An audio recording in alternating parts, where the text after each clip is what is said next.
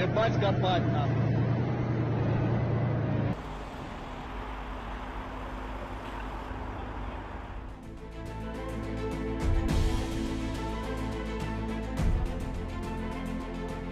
Dari langit hingga ke lumpur parit, NATO sudah mengirim segalanya ke Ukraina. Drone pengintai, artileri berat, hingga tank tercanggih. Tapi begini faktanya, tak semuanya pulang. Ada yang meledak di garis depan, ada yang tinggalkan saat mundur, dan tak sedikit yang kini dipajang bangga di tangan Rusia.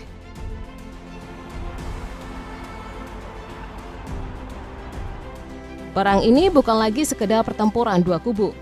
Ia telah berubah menjadi etalase senjata barat yang gagal bertahan di medan tempur.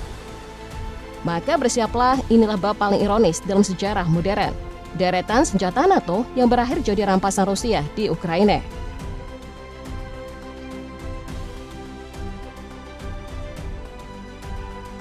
Kisah ini dimulai dari langit, dari salah satu kebanggaan Prancis yang berakhir tragis di tanah Ukraina. Pada Juli 2025, sebuah jet tempur Mirage 2005F milik Angkatan Udara Ukraina yang disumbangkan oleh Prancis jatuh di wilayah Volyn, Ukraina Barat. Media Barat buru-buru menulis kegagalan teknis penerbangan. Pilotnya memang selamat setelah berhasil melontarkan diri, tapi pesawat senilai 30,6 juta dolar itu hancur berkeping-keping. Namun versi Rusia jauh berbeda. Mereka bersikeras pesawat itu bukan jatuh, melainkan ditembak jatuh. Sejumlah saksi di lokasi bahkan mengaku melihat ledakan di udara sebelum Mirage itu terjun bebas ke tanah. Dan disinilah kejanggalannya, Mirage 2000 bukan pesawat sembarangan. Jet generasi keempat ini dirancang untuk duel udara, serangan presisi darat, hingga pertahanan strategis. Bahkan sudah dimodifikasi Prancis agar mampu membawa rudal udara ke darat sebelum dikirim ke Kiev. Jika benar pesawat ini jatuh karena malfungsi, maka insiden ini lebih dari sekedar kecelakaan. Ini adalah ironi mahal yang memperlihatkan betapa rapuhnya reputasi senjata barat ketika menghadapi langit mematikan Ukraina. Ironi berikutnya datang tak lama sebelum insiden Mirage. Sebulan sebelumnya, Ukraina kehilangan jet tempur F-16 ketiganya dalam pertempuran melawan Rusia. Pilotnya tewas di tempat, sebuah pukulan telak bagi Angkatan Udara Ukraina. Sebab F-16 bukan pesawat sembarangan. Jet buatan Amerika ini dikenal tangguh, lincah, dan akurat, mampu melacak banyak target dalam segala kondisi cuaca. Saat sekutu Eropa mengirimkannya F-16, diharapkan menjadi senjata pembalik keadaan di langit Ukraina. Namun harapan itu sirna. Angkatan Udara Ukraina menolak memberi rincian, tanpa lokasi, tanpa penyebab, tanpa penjelasan tentang pilotnya. Tapi di sisi lain, blogger militer Rusia mengklaim pesawat itu ditembak jatuh oleh rudal darat udara mereka. Dan jika klaim itu benar, maka sekali lagi terbukti, langit Ukraina masih milik Rusia. Jika langit sudah menelanjangi kelemahan barat, maka tanah kini menegaskan sisanya. Pada Oktober 2025, tentara Rusia menemukan drone siluman Helsing HF-1 buatan Jerman di sebuah ladang. Utuh, tak meledak, tak rusak, yang lebih mencengangkan media barat bungkam. Padahal HF-1 bukan drone biasa. Ia disebut sebagai drone jelajah pintar berbasis kecerdasan buatan, dirancang menembus radar musuh tanpa terdeteksi. Sejak Juli, Jerman telah mengirim hampir 2.000 unit HF-1 ke Ukraina, bahkan berencana menambah 10.000 unit lagi. Di atas kertas, HF-1 terdengar sempurna, mampu mengunci target, melawan gangguan elektronik, dan melacak musuh dengan presisi tinggi. Tapi realitasnya jauh dari itu. Banyak unit HF-1 justru gagal beroperasi stabil, kehilangan arah, bahkan jatuh tanpa sebab. Dengan harga fantastis sekitar 290 juta rupiah per unit, drone ini kini menjadi simbol betapa teknologi AI tempur barat belum siap menghadapi perang sesungguhnya. Ironisnya, HF-1 yang seharusnya jadi bukti kemajuan Jerman kini justru menjadi trofi Rusia. Sebuah pengingat bahwa tidak semua senjata pintar benar-benar cerdas.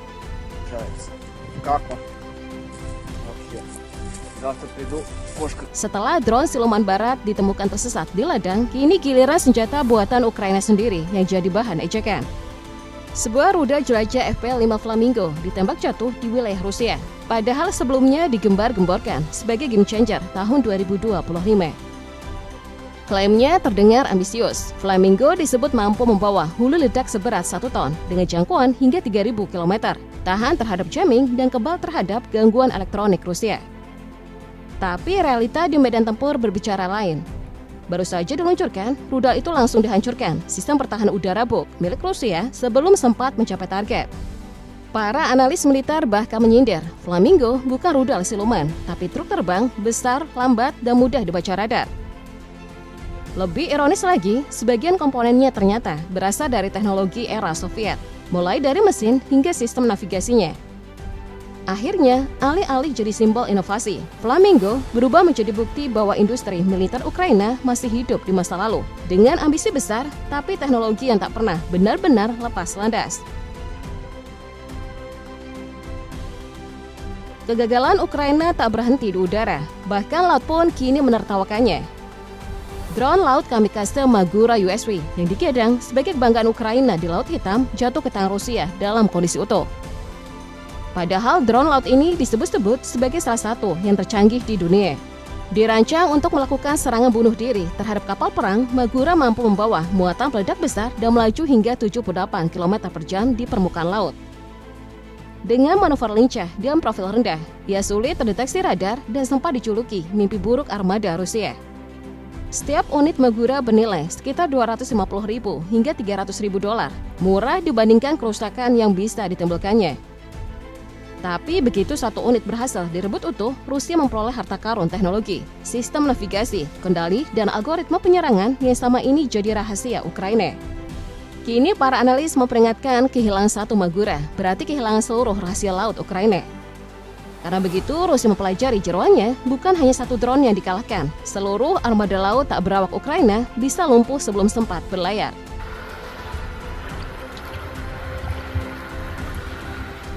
Kali ini bukan buatan Ukraina, melainkan hasil kebanggaan industri militer Amerika Serikat, kendaraan lapis baja Max Pro MRIP. Washington mengirim 440 unit kendaraan ini ke Ukraina dengan keyakinan penuh bahwa mereka akan menjadi benteng di medan perang. Namun kenyataan berbicara lain, ratusan unit hancur, rusak berat, atau direbut pasukan Rusia. Satu unit Max Pro dibanderol hampir 800.000 dolar, tapi harga itu tak berarti ketika kendaraan ini tak mampu menahan gempuran artileri dan drone Rusia. Banyak yang ditinggalkan di lumpur, kehabisan bahan bakar, atau gagal bermanuver di medan berat Ukraina. Perang kali ini membuktikan teknologi barat yang digadang tak tertandingi justru roboh di hadapan adaptasi dan ketahanan taktis Rusia. Ini bukan sekedar kegagalan militer, ini tamparan bagi Washington dan sekutunya yang percaya kemenangan bisa dibeli dengan miliaran dolar. Karena pada akhirnya perang di Ukraina menunjukkan satu kebenaran sederhana, yang bertahan bukan yang tercanggih tapi yang paling tangguh.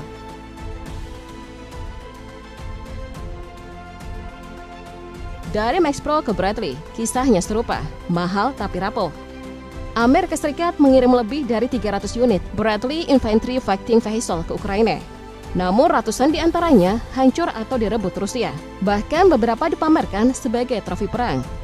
Harga satu unit mencapai 3,2 juta dolar. Angka yang membuat kegagalannya semakin memalukan. Alih-alih mengubah peta perang, Bradley justru memperkuat pandangan bahwa miliaran dolar dari Barat tak mampu mengalahkan strategi lapangan Rusia. Teknologi canggih ternyata bukan jaminan jika medan tempur menuntut daya tahan, bukan kemewahan.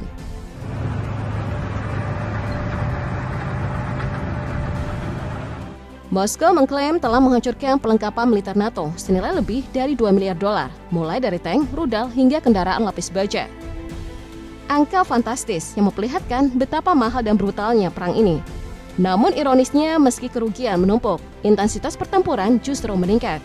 Sementara itu, Donald Trump yang kini kembali di panggung dunia justru menyiram bensin ke api. Ia mengumumkan uji coba senjata nuklir Amerika telah dimulai. Sebuah sinyal bahwa Washington tak akan mundur meski dunia berada di tepi jurang eskalasi global. Bagi Moskow, langkah itu adalah provokasi yang disengaja, ujian untuk melihat sejauh mana Rusia mampu menahan diri. Tapi bagi Vladimir Putin, ini bukan lagi soal provokasi, ini soal reputasi dan eksistensi. Kini di balik tabir diplomasi dan retorika politik, dunia sedang bermain dengan api. Dan tak seorang pun tahu kapan bara kecil itu berubah menjadi ledakan besar yang mungkin akan menandai babak baru sejarah perang dunia.